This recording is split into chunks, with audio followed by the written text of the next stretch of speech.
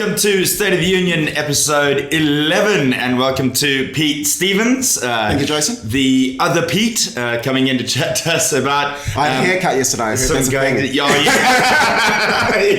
You gotta keep up with the Petes. The Petes, apparently I don't keep up with the Petes, but that's all right. I'll let Pete know that other Pete also got a haircut for the occasion. That's great. He's gonna love that.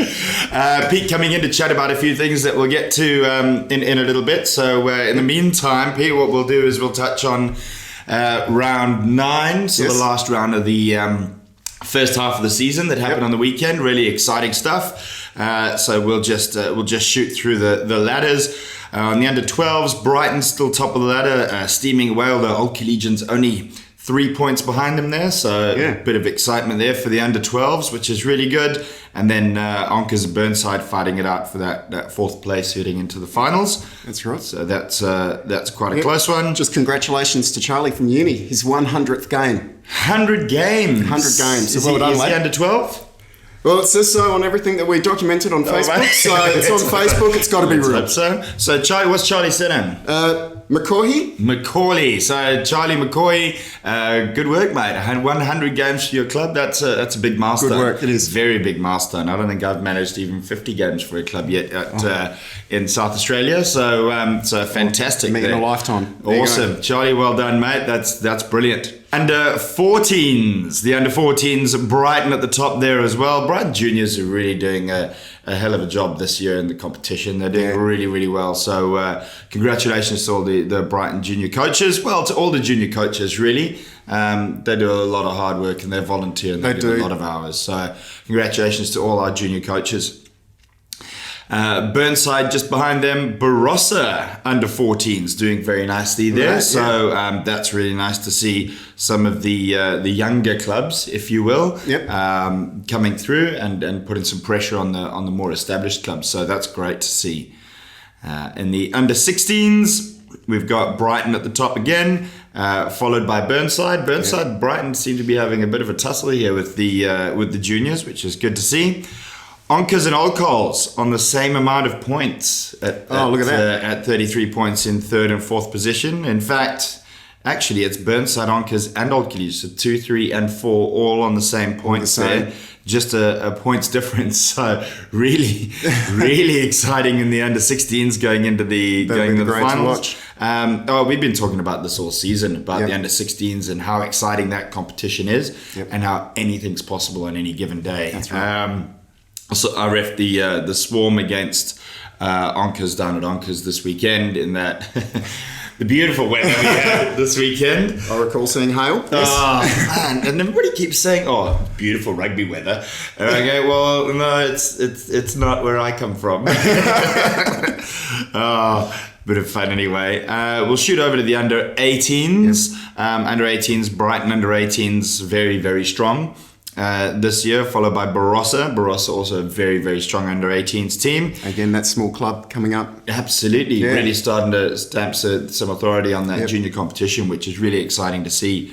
And then Southern Suburbs, who've had some really good results this weekend. We'll talk to that in a little moment. But they've had some really good results in all their grades this weekend. So fantastic to see.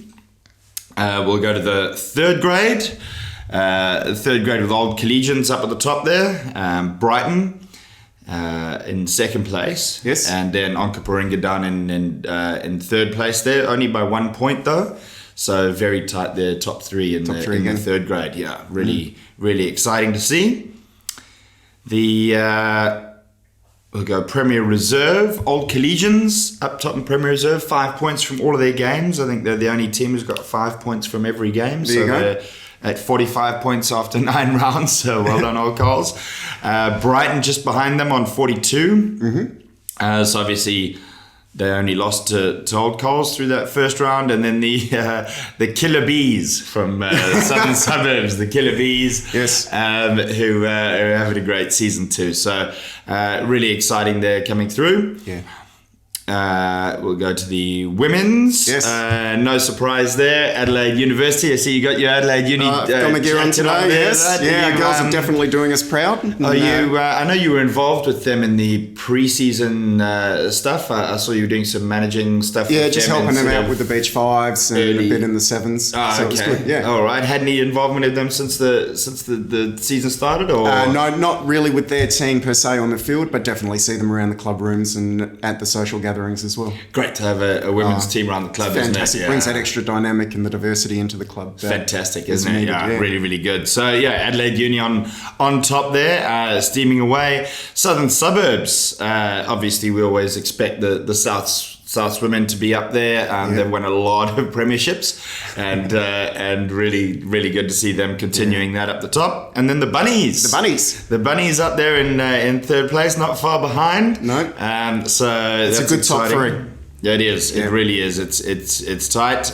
Brighton had a good game on the weekend. Okay. So they're looking good as well. So really those top four as we head into the second half of the season, really looking exciting. And Brighton and Onkers, only 1 point between them in fourth and fifth place. Onkaparinga looking really strong. I refereed their game this weekend against Woodville. And they're really looking solid. They got a very strong forward pack. They got a bunch of young backs out wide, really young. Wow. Who've got some pace and exciting runners. So Onka's looking really, really good. And then we go to Cooper's Premier Grade. So the men with Brighton up top on 40 points, with Old Collegians on 39. Burnside 36, the Souths on 35, with then Onkers on 33. So 7 points between the top five teams. Really, really tight up at the top there. Anything really possible now going into the last 6 rounds before finals.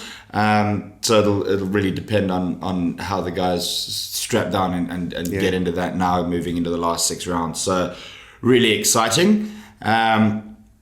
What we'll do actually is just after saying that, those first 9 rounds, now we've got the draw that's come out for the last 6. Yes. So the process of that was, obviously, I know, I'm not sure if you saw the episode where Pete Garden came in and explained the process of how the second half of the season would work for the draw. What happened is then they spent all day Sunday after Saturday's results putting it all together, and then there was a big meeting, CAG meeting, so Competition Advisory Group meeting on Monday night, where all the presidents from all the clubs sit around the table, and then they'll talk about issues they may have around bits and pieces, venues and times and all that kind of stuff with the draw, so that eventually. Well, today's Tuesday, so today for us anyway, not for you guys watching this on a Friday, but Tuesday for us, and that means that it'll go out today. So last night's meeting was to batten all that down. So I know there were a lot of people saying, when do we see it? But obviously, as a union, we're here to service the clubs, and we can't just put together a draw, send it out and say, good luck guys, here you go for the rest. It's got to have feedback, it's got to be signed off by all the clubs. So Monday night meeting with all the clubs and put that together, put it all down, put it to bed, and now that'll all go out. Well, it would have gone out by the time you have training on Tuesday night, so by now it'll be... Got the bye after next weekend as well, which will help everyone get their head around the rest of the year and prepare for the divisions that they're being put in, or however the system is going to work. Absolutely, or sort out all their social events for the rest of the year. That's and bits and pieces like that. It's a big important part of our game. Well, it's not just the rugby, but it's off ground stuff as well. Absolutely. Well, moving forward now, Pete, a big thank you to you for coming in today. Thank you. Pete is part of an initiative starting called the Sharks. Before we get into that, I'm a big Sharks man myself from a Natal Sharks, should we say? So as soon as I heard there was Sharks starting in Adelaide, I was like, woo, Sharks, man! So tell us about the Sharks. Who are they? What are they? Okay, so there's over 100 of these clubs around the world now, and it's a gay and inclusive team that's going to be based with Adelaide University. So we'll be the Adelaide University Sharks. And it's anyone is welcome to play. So it's gay and inclusive. We are going to target the gay community to come and play rugby. Many people, there was a study in 2015 called Out in the Fields by Eric Dennison, and over 9,000 people were surveyed, and a lot of men in particular leave sport because they fear of what's going to happen if they come out, or if they have some perceived aspects of what may happen in that process. So they're trying to work themselves out and play rugby, but it's not always a good match. So the gay and inclusive clubs actually enable them to continue playing or come back to playing, or even to take up the sport because they've never started. All right. So Pete, now I'm not sure if you're aware that we up until this year we had 5 values of rugby union. Yes. Yep. And inclusion was one. And inclusion is now the 6th that they've added for community rugby. So we now have six values of rugby union. Obviously, inclusion is something that we're very, very, very proud of in our environment. Yep. Do you know the other 5 are? There's passion. Yes. Pride. No, that's a uni one. They're about the same, I think. Passion and pride is pretty close to each other, aren't they? I think they might be uni sports. Values. Integrity. Yep. Courage. Or am I getting confused with work now? Yeah, I was going to say, there we go. This will take all day. Yeah. How many places do you go to that have all these values involved? It's important though, isn't it, to have a value-based system. So as you say, integrity, discipline, respect, passion, teamwork, and then integrity. We said already, inclusion. Inclusion, so important. Yep. So tell me about the Sharks. So they're going to be involved in our weekly competition. Yeah, that's right. So we're hoping to get enough players to enter the 2020 season, and it'll be the Adelaide University's 3rd grade. Okay, so they'll compete in the 3rd grade competition. In the 3rd grade. We're going to have a go on the 14th of July at 3 p.m. at Wake Campus, and that's a free event, so anyone who's interested, has never played rugby, doesn't know if it's for them or not, come down, learn some of the basic skills, meet some people who are players at the moment as well, and see if it's something they want to continue on to. We're going to run academies for the second half of the year so that people can develop their skills, and they're going to go into the 2020 season going, oh my God, it's my first time. Important, give guys a bit of confidence going into it and whatnot. That's right. This is for seniors, is that correct? That's so we're right. Talking seniors here, so we're not taking away from junior club rugby. It's about seniors come and try, and going into that 3rd grade. Now I know there's other competitions. Yes. You mentioned the Bingham Cup, the Purchase Cup. The Purchase Cup is the Australasian competition for gay and inclusive clubs. So from Australia, you've got Melbourne Chargers, Brisbane Hustlers, Perth Rams now. It'll be their first year in there. The Purchase Barbarians is a team I've been coordinating for people who may not be in the gay and inclusive clubs can still compete in this competition. Okay, so that would be sort of your players who aren't involved in those clubs that are already there, but you can draw them from Adelaide or Darwin or... we do have someone from Darwin. Awesome, well. So guys from all over who would then come together to put that team together. Okay. Yeah. And also Sydney Convicts. Oh, right. Okay. Right. There are 2 New Zealand clubs as well. So the New Zealand Falcons, who are based out of Auckland, and Christchurch. So we're just waiting to see if they're actually putting a team together. Hopefully they are, because it would be great to have that competition there. That's great. And that takes... So that's the Bingham Cup, you said? Where does that take place? That's the Purchase Cup. Oh, it's the Purchase Cup. Where does that take place? Brisbane Hustlers are hosting that awesome. On the same weekend as our grand final weekend. This year? This year. Oh, right. Okay. It's a bit of an awkward, competing interest, but we'll get through that. That's fair enough. Yeah. That's fair enough. You have to try and get them to do it closer to sort of, late spring. It'd be a terrible place to go to, Gold Coast in late spring. Bris Vegas, look out. Bris Vegas, that's it, up in Queensland.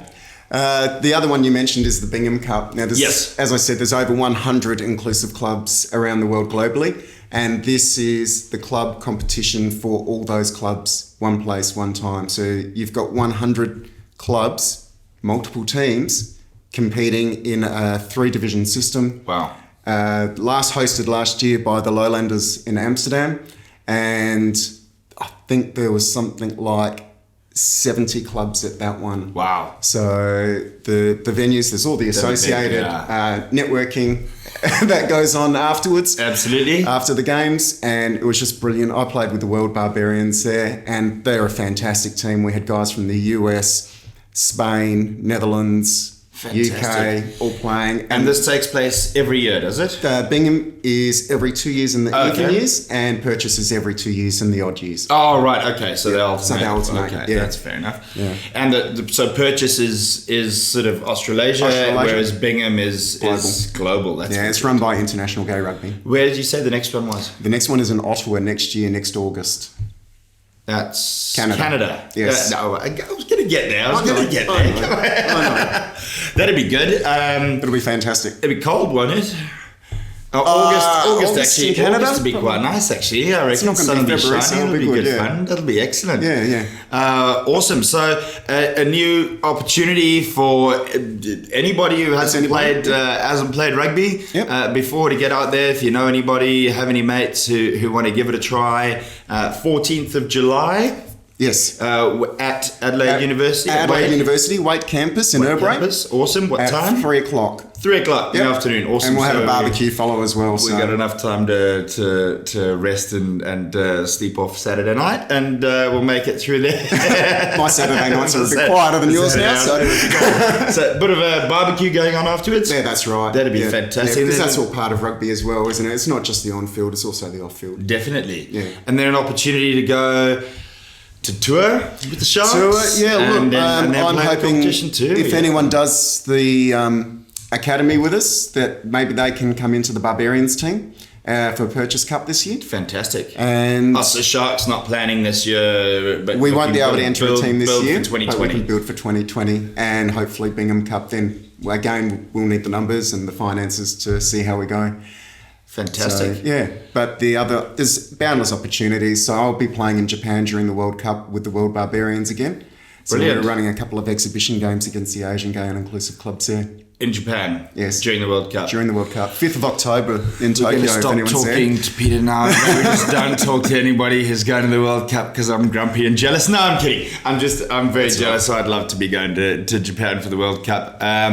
Look, Pete, I'll tell you what we're going to do now. Thank you for that. That's right. We're going to hit up the hashtag Ask Rusa. So we do one of these. So you get the hashtag.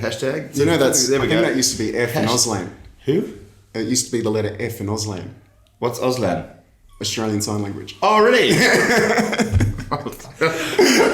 so you're going like that? All right, don't. This is not F Okay. to you or anyone anyway. So, all right. Anyway, too late. Hashtag Ask Rusa. So they put up a little banner down here. So hashtag Ask Rusa. So, any questions you have is ask us. This week we got a couple of questions. First one already, I think we've already dealt with. Said when is the draw coming out, which is out now. So in fact, it's out now as we speak. So it's Tuesday already, but by the time you see this, Friday, you'll be well in the swing of things. And then the other one is says, what do you commit to rugby? So I'd shoot it straight to you, look, Pete. What do you think? Commitment is what you make of it. It's only what you invest as to what you can take out of rugby, and that is on field, off field, all those aspects. So if you're at a club and you can see an improvement that can be made, then speak with your committee, see what you can do to help make that happen. If it's on field, training, looking at other aspects, speaking with your coach about where you need to improve. That's commitment to Absolutely. me. Absolutely. And obviously we know that rugby is a big time commitment, Tuesdays, Thursdays, Saturdays. So most of us anyway. I know we do have those volunteer other juniors coaches. They've got planning and team listing and everything as well. Massive hours that go into it. So it does take a lot of commitment, but the more you put in, as you say, Pete, the more you put in, the more you get out of it. So exactly. For young players, for parents, for coaches, for everybody, thank you again for those hours that you put in there to create this beautiful game that we love. That's right.